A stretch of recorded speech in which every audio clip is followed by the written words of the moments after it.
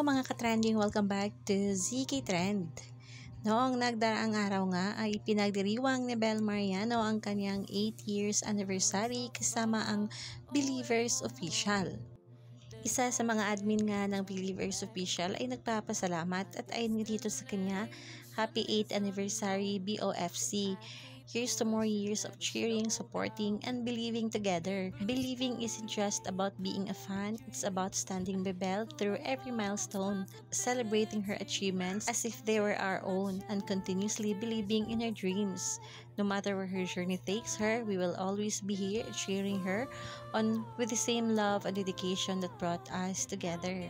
Makikita nga dito na naging emosyonal ang ating Belinda sa mga mensahe nga ng bumubuo nga ng Believers Official at may parigalo pa ang mga ito para kay Bel. Sa muli nga ay nagmensahe si Bel na tila ba ay naiiyak na ito sa kanyang naging mensahe. Kaya naman halina at panoorin natin.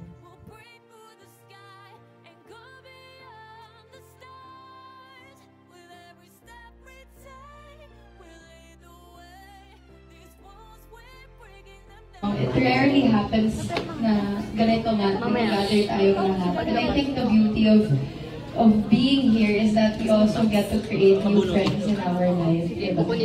Nakakatuwa that we're able to build a community where we can, you know, be there for each other. And I think this is beyond me. This is more than just celebrating me. This is about the friendship we've created as a group. So thank you so much, and I'm so happy to be with this family and stay strong sa ating lahat. You know, there have been days that I've been so down, most especially on social media talaga na hindi naman maiwasan madaming bashers, and it's totally normal and it's totally human for us to feel really down. But thank you so much because I feel like I have,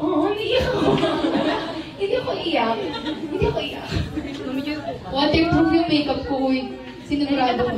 Sabi ko, hindi ako maglilita to ng makeup ako para pag umiyak, ready. Akala nyo, ganda ng eye makeup mo ngayon.